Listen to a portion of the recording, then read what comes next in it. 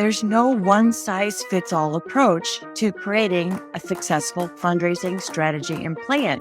People are nervous, right? It's a big deal. We're raising $10 million, even if we're raising $1 or $3 million, depending on the size of the org.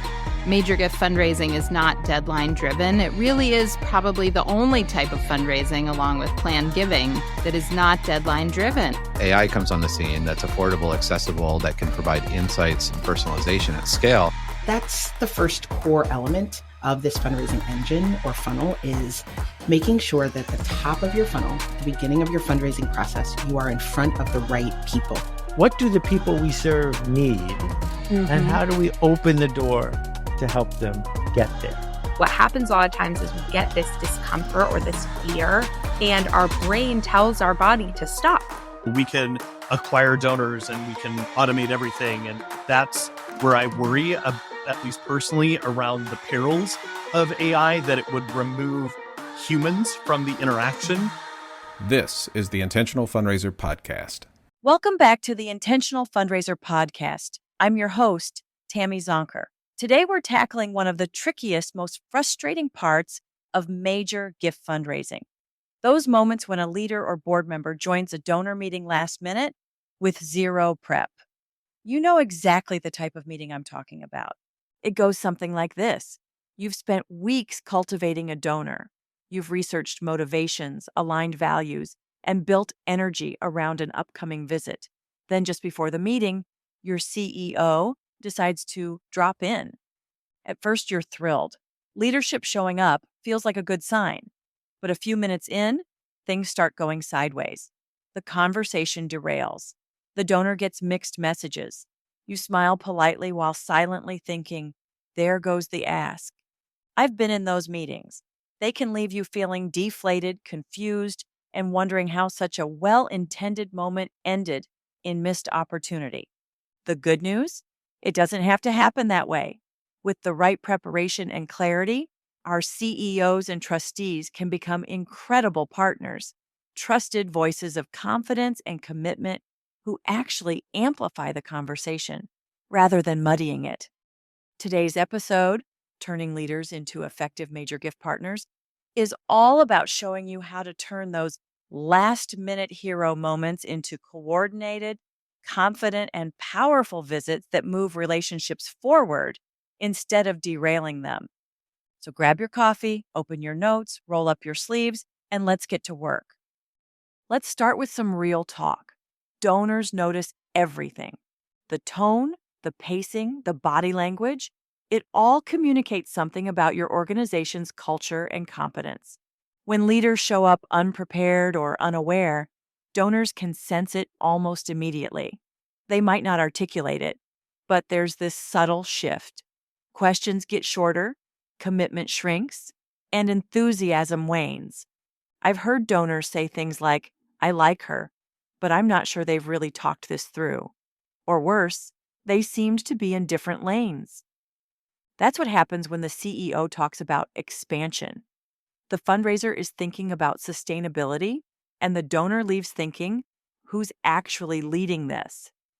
Now let's flip the script. When leaders show up prepared and aligned, it's completely different. There's a sense of stability, clarity, and confidence.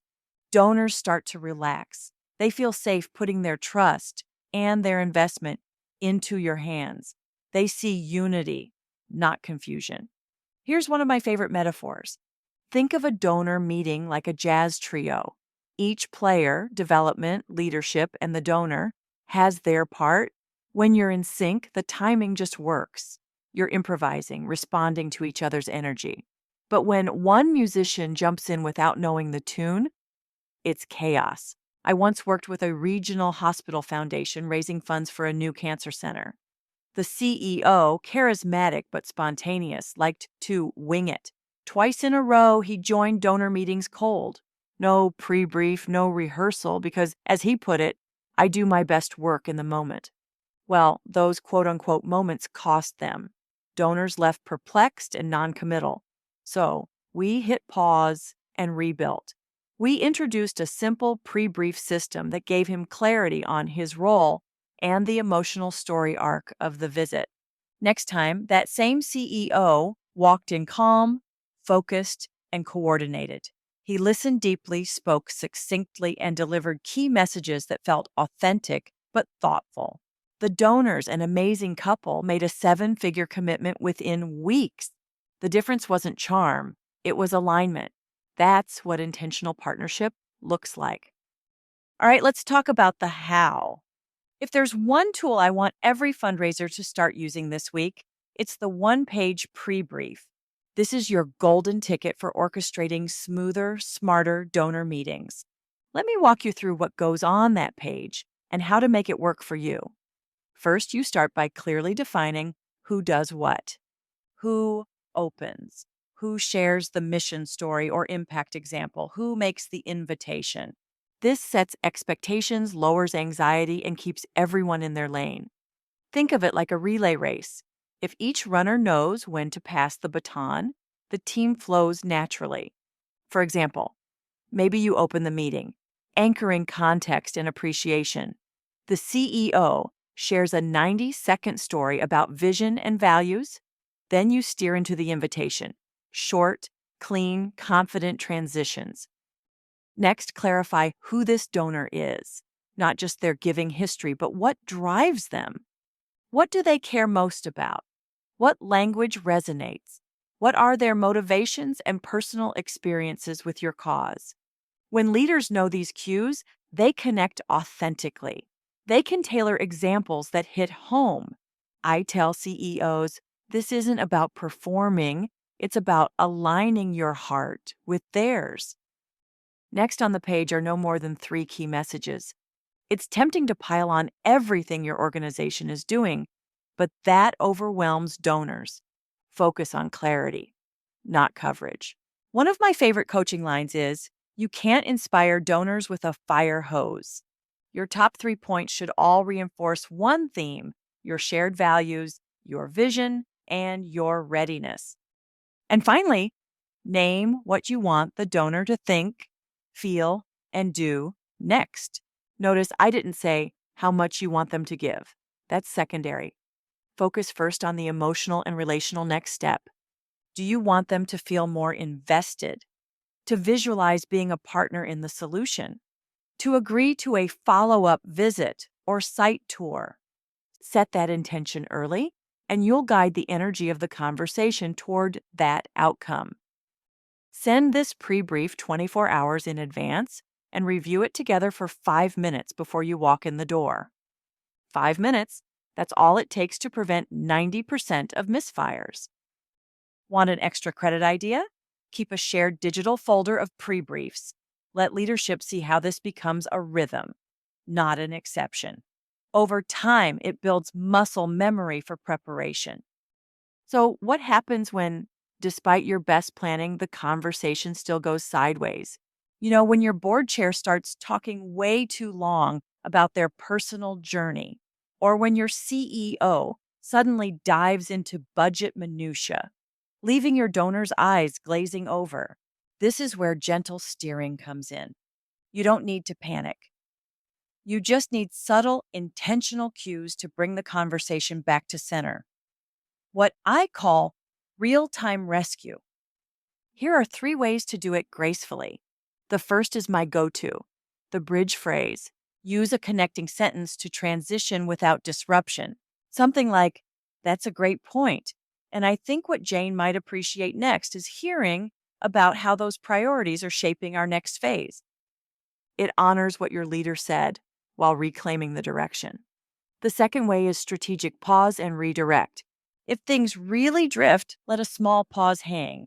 Then lean in with curiosity. That's such good context. Jane, I'd love your perspective. How does that connect with what you've seen in your community?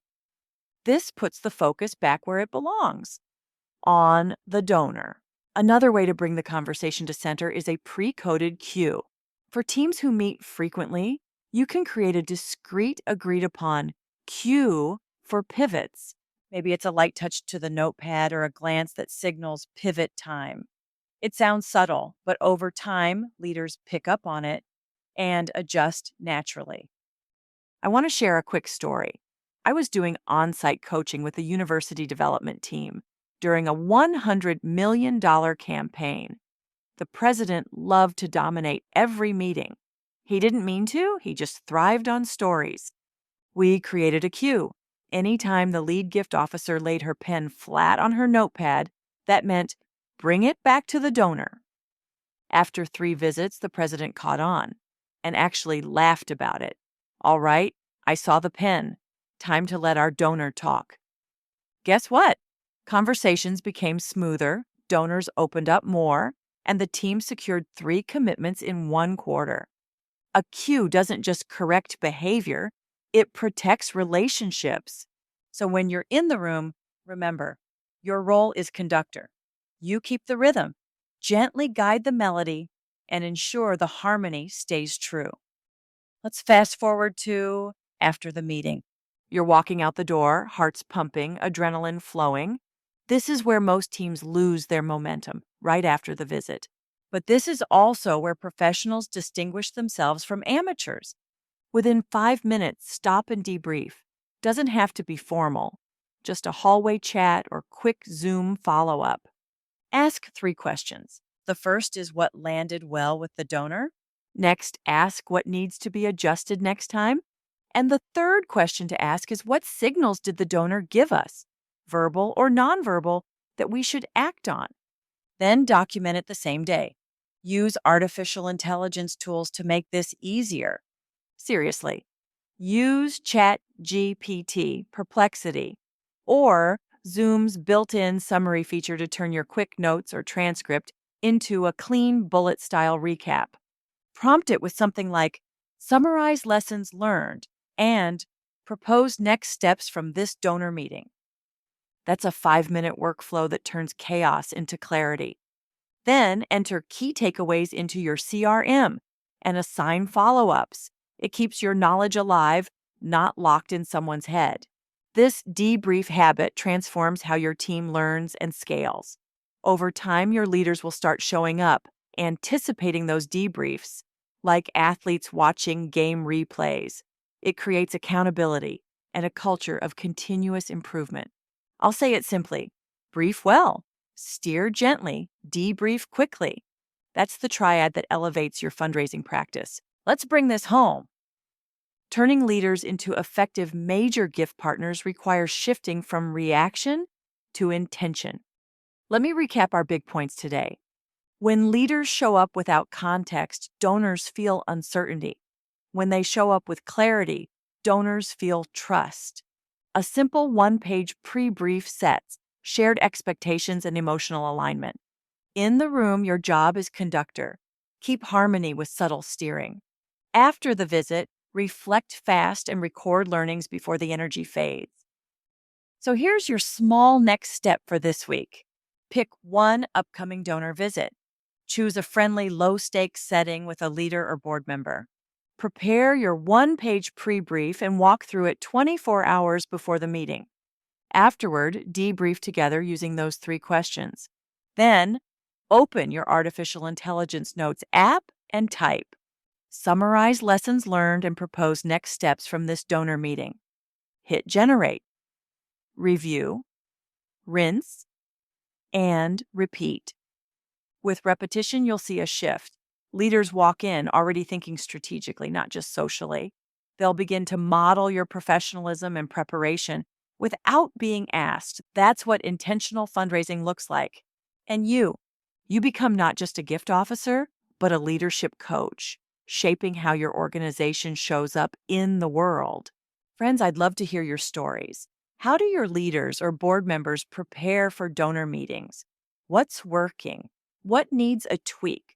Send me a message or comment on LinkedIn. I'll end with this. Your professionalism shapes how donors experience your organization's leadership. When you help your leaders show up well, you lift everyone's confidence and impact. Until next time, keep transforming your fundraising so you can transform the world.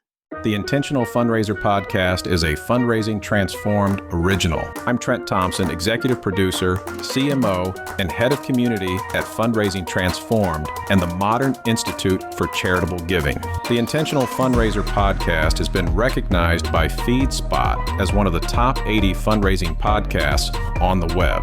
This recognition means so much to us, and it wouldn't be possible without your incredible support, encouragement, and thoughtful engagement.